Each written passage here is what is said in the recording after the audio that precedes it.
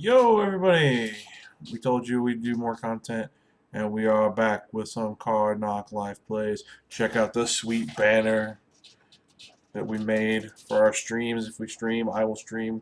Don't know about Corey streaming, but want to talk about a deck that we 5-0'd. I 5-0'd with on Monday night after the podcast. Just played a friendly league, so it's not. Oh my god, it's amazing. But I kind of was talking about Big Jund, uh, and this is where my idea from the podcast came from of Big Jund. So you can see that we eschewed, if you look at our nice column in the 2-drop slot, there are no Dark Confidants, there are no Liliana in the Veils in the 3 slot. We eschewed this like attrition-y, make your opponent have nothing version of Jund for a have some discard to do that sort of thing, but be able to grind you through your opponent with a bunch of removal and threats, whether they be just big dumb idiots or sticky card advantage engines, and then kind of top it off with Seasons Past. So that's why the curve is so narrow. Seasons Past in the 6th slot, because you want to have just a variance of cards that do different things to be able to power our namesake card here, which is return any number of cards from different converted mana costs from your graveyard to your hand. Put this in the bottom of your library. Now this kind of hit in standard with the Pro Tour, John Finkel, Seasons Past Jund, where you play Dark Petition plus this card. I started in that direction to try and combo, but you need so many lands to get the combo going. You need 8 lands, and in Modern that's almost unheard of. So, and we started with some coursers and some other stuff. We played Ishkana, we were playing some Delirium pieces. And eventually I cut some of the cuter Delirium things and just kind of got you straight up Seasons Past Jund. So I'm going to kind of go through the list, talk about what's what, and then I'll go over the recordings. So you see we have 23 lands here. We were playing cute stuff like a Ghost Quarter, a mix of the man lands with some black-green manlands and some red-green manlands, and Lava Claw Reaches. But we just figured out the 4 Raging Ravine, which is way better. But we were playing like Ghost Quarter or Tectonic Edge, and just various other cute lands that did things. Also playing a Slaughter Pact, so that we had a random 0-drop removal spell that we could pick up with our Seasons Past. But it turned out the Slaughter Pact just wasn't impactful enough. When we originally built the deck, at the time, it could be better now that, Company and these devoted druid decks are becoming a thing. There are less black creatures, so Slaughter Pact could make a comeback. You'd cut something like a Fatal Push for it, probably, or a Bolt, but I'm not really sure if I want to toe the water with Slaughter Pact yet. But 23 lands, 4 Raging Ravines. Urborg is the only real standout and difference. We played a couple extra fetch lands because originally in the first build we were playing Courser, and then this build we ended up playing Tireless Tracker. Which has been one of the best cards in the deck. So we're going to continue to play 8 fetches, 5 basics, some shocks, an Urborg, and 4 Raging Ravines. Mana base has been pretty stable. I haven't really had many mana problems. The only time I've had a mana problem is like bringing in Anger of the Gods and trying to hit double red when we have mostly black lands. Because the Raging Ravine does kind of throw off the land base, because you just have these 4 green-red lands, and like green and red are kind of your splash colors, and you're mostly base black. So it's like makes it a little tricky, but overall Raging Ravine's been a very good magic card in the deck, so I wouldn't change it. Then we look at the 1-drop slot. Jund things with 6 discard spells. I opted for not the full 8. I opted to shave on Inquisition, or shave on Thoughtsieze, keep 4 Inquisition because Modern is typically a faster format. There are some combo decks that just try and go all in on playing like Primeval Titan or an Emrakul out of their hand or something like that, and so Thoughtsieze is much better against them. Cryptic Man and Planeswalkers, but like most of the time, the cards you're hitting are 3 CMC, Death Shadow, Devoted Druid, Visitor Remedies, Snapcaster Mage, all the various creatures, Tarmogoyf, Liliana, all the relevant cards Modern are 3 or less, so we're going to stick with the less damage. And then we mixed up some 1-mana removal spells, 3 Fatal Push, 3 Lightning Bolt. Originally we were playing 4 Bolt, 3 Terminate, 3 Abrupt Decay. When we first built this deck, Fatal Push was on a card. But Fatal Push come out has been just much better for this version. So kind of went 3 and 3, shaved a bolt, thinking about shaving another bolt for 4th Fatal Push, but bolt giving us a little reach has been relevant in some matchups, so we're going to stick with the 3-3 split. They handle the things they handle very well. No real qualms about it. 2 drops. Tarmogoyf is Tarmogoyf. It's the best beater in the deck. Like, you're not going to get a better beater for a better rate. So this is just your distraction creature. You will put Tarmogoyf out there on turn 2 or 3, as long as you're not playing against the Bolt deck, and you're just be like, all right, kill this. I don't care. Like, I have Tireless Tracker to follow it up. I have Olivia. I have, Huntmaster. All these other creatures that if you kill Tarmogoyf, I'm just like, okay, yeah, I kind of expect you to kill it. A couple Scavenging Ooze just for the dredge matchup, for just to create some other big beaters against your opponents, and then some 2-drop removal spells, Terminate and Abrupt Decay.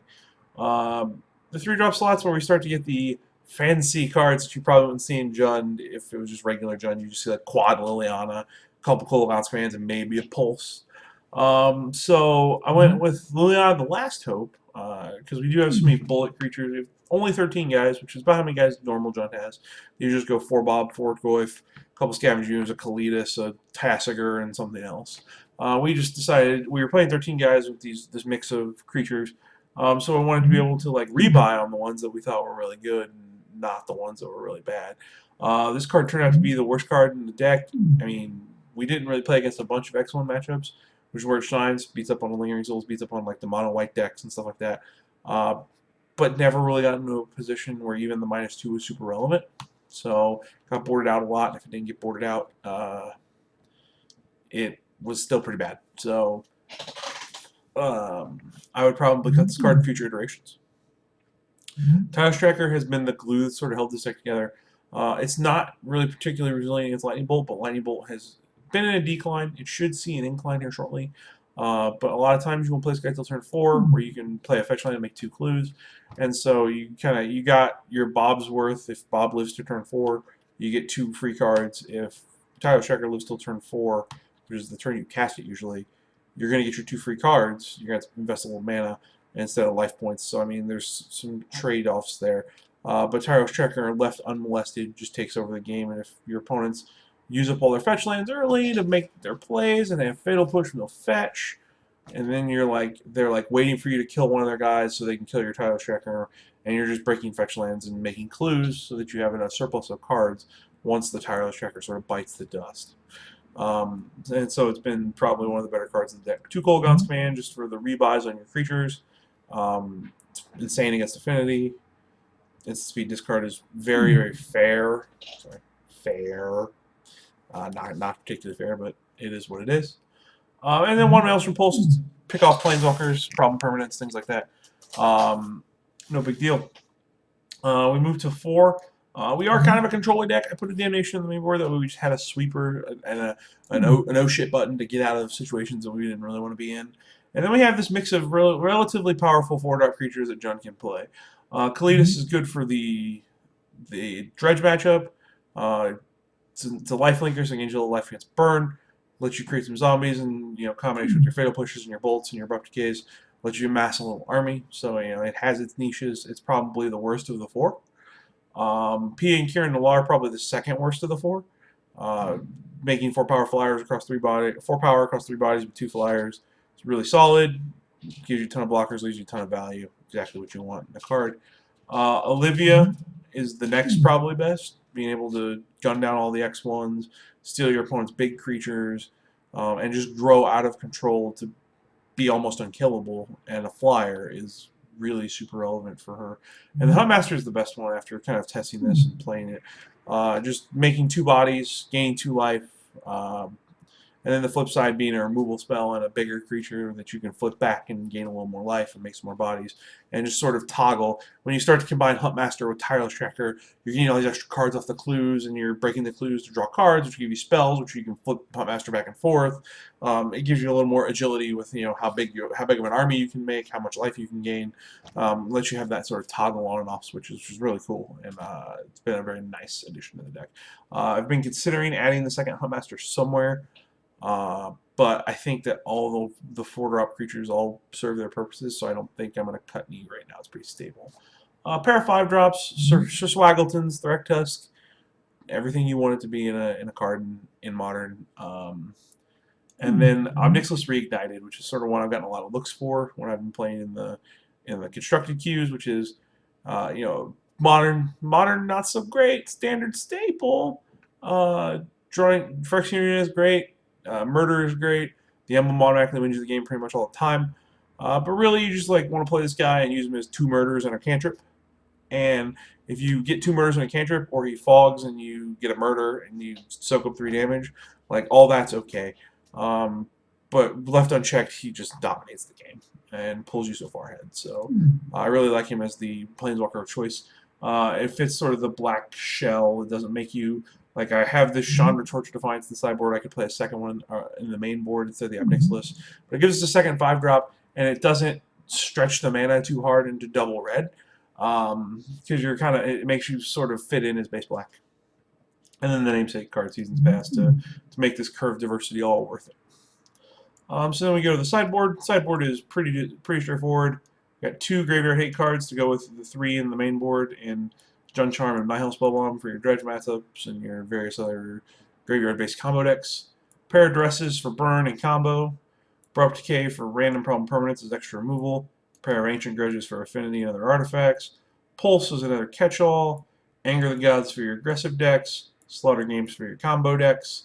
And then another Damnation for your aggressive decks with your Anger of the Gods. So you have this nice little 5-piece, maybe 6-piece removal package. If they're X2, you can bring in Jund Charm to overload your opponent's creatures and get 2-for-1s and 3-for-1s and blow your creature-based opponents out of the water.